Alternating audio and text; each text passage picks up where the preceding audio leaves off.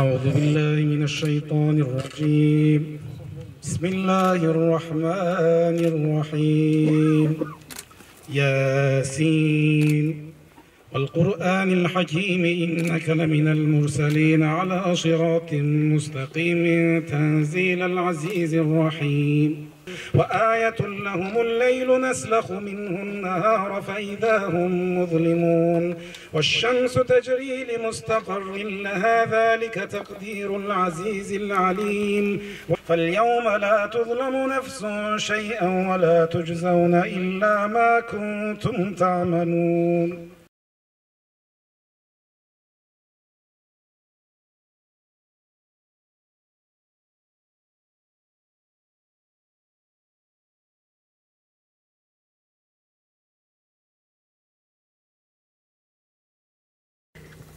Mehmet Hoca aramızdan ayrıldıktan sonra son zamanlarda çok da gençlerin paylaştığı bize belki 4 cümlelik bir vasiyetle ayrıldı.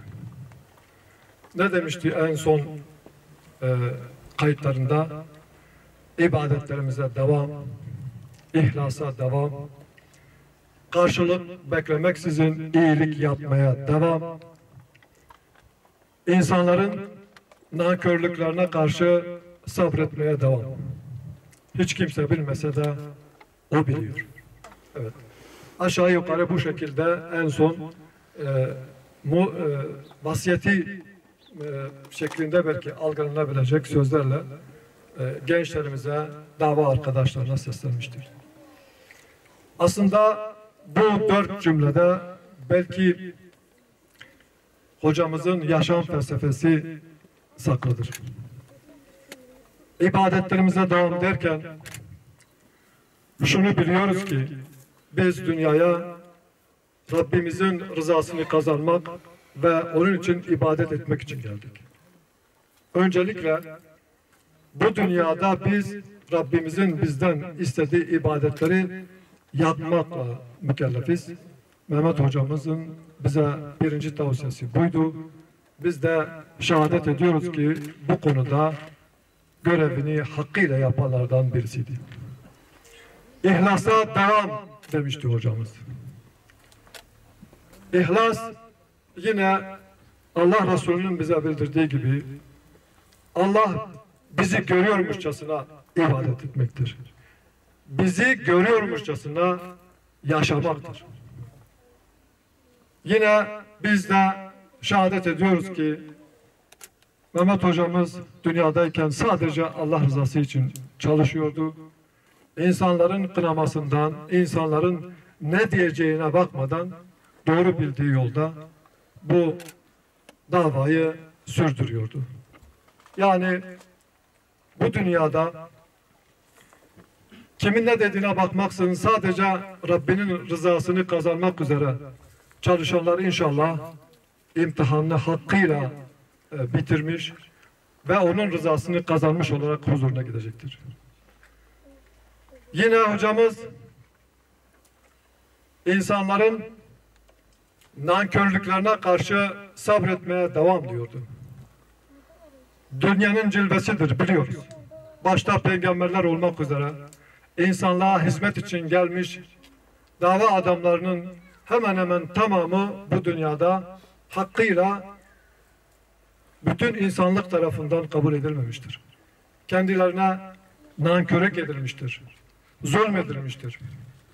Ama başta peygamberler olmak üzere dava adamlarının yaptıkları sadece Allah'a memnun etmek, Allah'ın rızasını kazanmak olduğu için insanların bu kınamasına, insanların bu nankörlüklerine Allah'ın Resulleri, Nebileri aldırış etmeden bildiği yolda kendisinde emrolunduğu gibi dosdoğru olarak yoluna devam etmiştir. Mehmet hocamızdan da biz bunları gördük elhamdülillah. Yine karşılıksız olarak iyilik yapmaya devam demişti hocamız. Evet. Biz biliyoruz ki insanların en hayırlısı insanlara faydalı olandır. Ve bu amaçla yola çıkmıştır. Mehmet hocamız belki çocukluğundan, gençliğinden beri İslami davaya hizmet etmek için, Müslümanlara hizmet etmek için, insanlara hizmet etmek için çalıştı, çabaladı ve belki genç ömründe bir iki insanın ancak yapabileceği nitelikte hizmetler sundu insanlar. Bu açıdan da biz biliyoruz ki hocamız bu görevini hakkıyla tamamladı ve inşallah onun rızasını alarak huzuruna gitti. Biz siyasi bir harekete başlamadan önce özellikle siyasetçiler bize gelip siyaset çok kirlidir, bu işe bulaşmayın, size göre değil derlerdi. Belki Mehmet Hoca da bunu defalarca şahit olmuştur. Ama Mehmet Hoca insanlara bu genç ömründe şunu ispatladı. Siyaset kirlenmeden, kirletmeden, kirletilmeden de yapılabilecek bir iştir. Belki bütün ülkeye, bütün dünyaya Mehmet Hoca'nın verdiği en büyük mesaj hayatıyla belki bu olmuştur.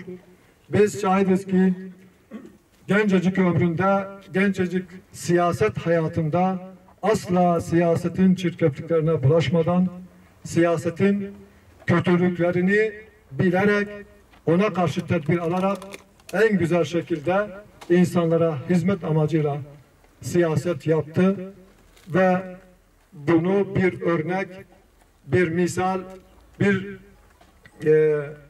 gençlere belki bir idol olarak görevini tamamlayıp aramızdan ayrıldı. Ona